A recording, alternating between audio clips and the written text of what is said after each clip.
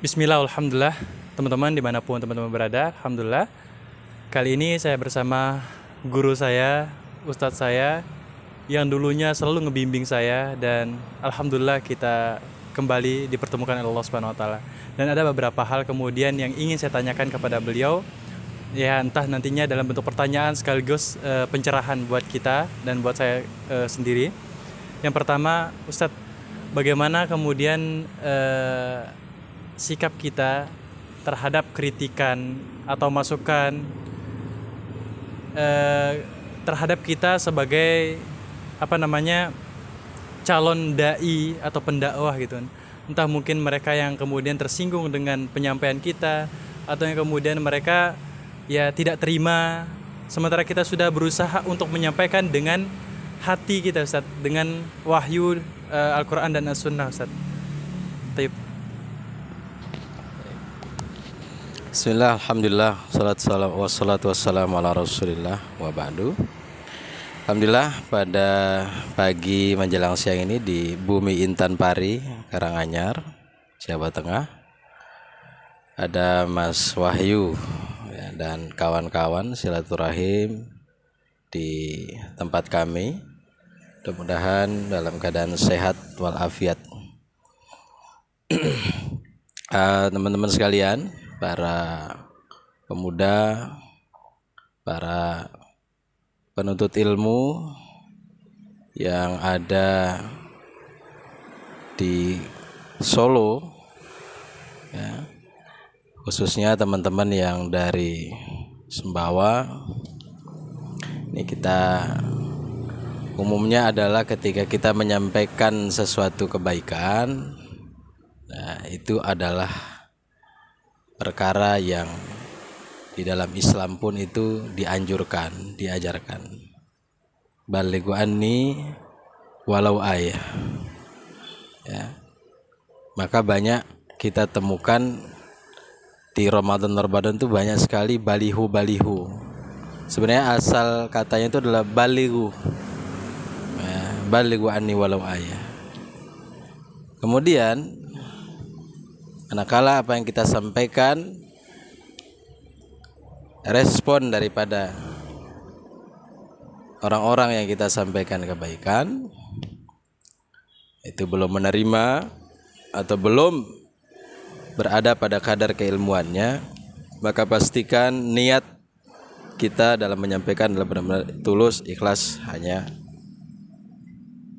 ingin mendapat ridha Allah Subhanahu wa taala. Satu contoh, ketika Sayyidina Hasan bin Ali bin Abi Thalib radhiyallahu anhu pada satu sore hari beliau mengajak berjalan anaknya, di mana tempat-tempat itu dulu Rasulullah SAW pernah mengajak Sayyidina Hasan di masa kecilnya. Tiba-tiba ada seorang yang mencaci, mencecar, mencibir beliau. Maka pulanglah, sampailah di rumah. Apa kata si anak? Wahai ayah, kenapa anda tidak membalas cibiran, cacian itu, yang padahal cacian itu benar-benar tidak ada faktanya kepada anda, wahai ayah. Kenapa tidak anda jelaskan sedetail-detailnya? Apa kata Sayyidina Hasan kepada anaknya? Andai ada satu kata yang bisa ku balas kepada orang tersebut, sungguh aku tidak mampu membalasnya. Kenapa, teman-teman sekalian? Karena inilah saking jernihnya hati seorang Sayyidina Hasan ibni Abi Thalib. Ya. Saking jernihnya sehingga untuk membalas dengan satu kata pun itu beliau tidak mampu. Takut kalau jika beliau membalasnya itu akan berdampak menyakiti hati orang tersebut. Masya Allah. Ya. Namun kadang-kadang yang terjadi di tengah-tengah kita ketika kita dicibir dengan satu kata, kita justru membalas dengan satu buku. Nah, Oleh karenanya penting sekali untuk selalu kita punya pandangan, sikap dengan rasa yang penuh, ya, keinginan untuk islah, untuk saling memperbaiki. Adapun belum diterima, adapun belum kemudian sampai pada kadar keilmuannya, maka kita bertawakal, kita serahkan kepada Allah Subhanahu wa taala.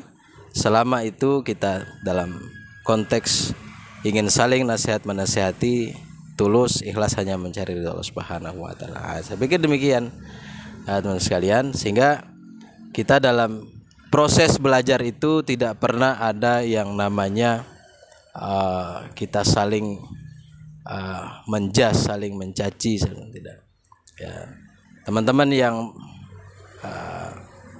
dalam dunia dakwahnya, ketika di kampus ikut terjun juga dalam dunia dakwah, ya monggo silakan. Ya, itu tidak jadi soal.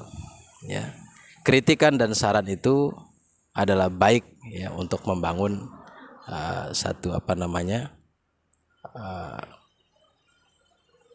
membangun mentalitas kita sebagai seorang pendakwah. Nah, ini barangkali itu yang pesan-pesan yang bisa kita sampaikan. Gitu ya, Mas Wai.